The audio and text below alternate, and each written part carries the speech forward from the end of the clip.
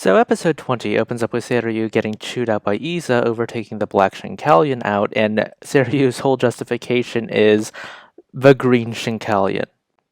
But enough about that, we need to get to Shashot and his new upgrade, Wings!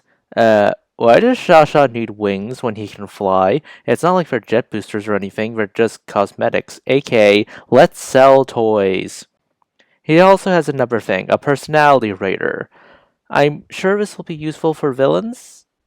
The boys really aren't interested, they have to deal with something else. Chocolate. You see, you never want to be the last one who takes the last piece of chocolate, so the boys are trying to resolve this conflict peacefully. Through rock, paper, scissors. Then Azusa walks in and glomps it. Much to their collective horror. I do like Azusa's approach to this. It's very straightforward. Just take it and glomp it.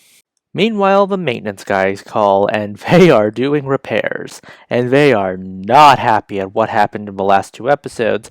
They did get their asses handed to them after all, and have summoned the drivers to help out with the mess.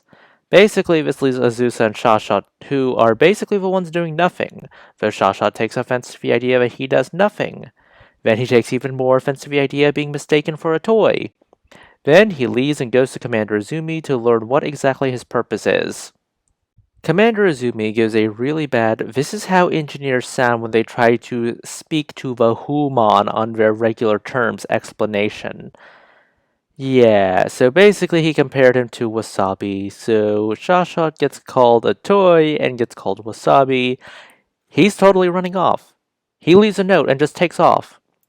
Of course, because this is the villains we're talking about, Suzaku manages to find and follow him. The kids find out, and Azusa feels guilty for calling him a toy. The GPS locator function is also off, shocking them because he really shouldn't be able to do that. And Commander Izumi muses why Shashot is acting so weird. He's legitimately evolving, probably why he can turn off his GPS locator now. And despite being an artificial intelligence, he has the maturity of a preteen child. As the kids are looking for him, Shashot runs into Suzaku. We see that Shashot's programming is immediately conflicted about this, because his personality recognizer says, "Don't trust Suzaku."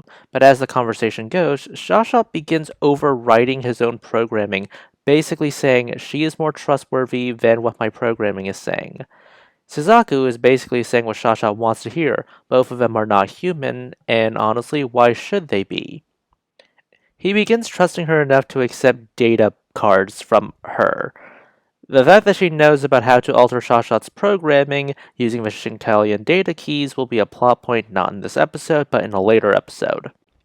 Shashot's back online, and he's returning to base. But he's a bit off. Because of the aforementioned repairs, the E5 is the only one able to actually take off into action, which is a good thing for the villains. That's not a good move for the heroes because Shashot has been infected and has basically frozen the E5. Interlock is down, meaning that Hayato can't sync, and to make matters worse, the Ultra Evolution Institute can't access his programming. Suzaku basically tells Shashot, "Override everything, go attack the barrier," which he does. Then Shashot goes on full supervillain, intending to escape and meet up with Suzaku. Ryuji is deployed to prevent this from happening, but he is captured by the Monster of the Week. Commander Izumi goes, "Okay, enough of this nonsense, eject Hayato, and Ryuji will smash the E5 to bits." Shashot is more than ready to attack Ryuji, who is currently held up, though I doubt that Ryuji won't be able to break through the Monster of the Week. Ryuji is the strongest person on the cast as of now. Hayato tells Shashot to knock it the hell off, or else both of them will be smashed to dust.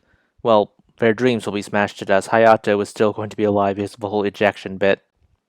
Turns out sentimentality and fear of death are things Shashot did learn to develop, and Shashot's programming and nature are once more in conflict with one another. Hayato uses this to break through to Shashot's humanity by the power of flashbacks. Azusa then yells into the comm, "Knock it the hell off," and allows Shashot to eject the programming disk. Oh, and the programming key shatters immediately after this because anime. So, yeah, Hayato and Shashot are able to break free and attack the Monster of the Week. And that's how this ends. Everyone's cool with Shashot now. But Azusa is basically asking what I'm asking. What's the whole point with the wings now when you can already fly? But hey, Izumi has been thinking what I've been thinking. They need to put some security permissions on Shashot. The end. I do like this episode. I honestly wish that the Shashot Suzaku conversation went over a bit longer, mainly because they're both not humans, and I do like the idea of seeing Shashot's programming and his personality be in conflict with each other. But hey, kid show, what can you do?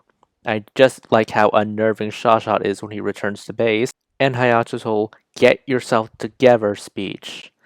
But my biggest problem with this episode is just how incompetent it does make the Ultra Evolution Institute feel. I mean, yes, kid show, but at the same time, you need to put security on that robot for crying out loud. I mean, I think a lot of kids these days have phones, and I think they know how to put a password on their phone. What's their excuse with Shashot now? The kids handled things well. The Ultra Evolution Institute had an eject button, but they didn't have a self-destruct button. I guess that would be a bad thing, but can't you just have like a mechanical key to turn on the self-destruct? Why did you need to have Ryuji destroy it? If Ryuji wasn't available, what were they going to do? Blow it up with a missile? Seriously, Ultra Evolution Institute, get it together!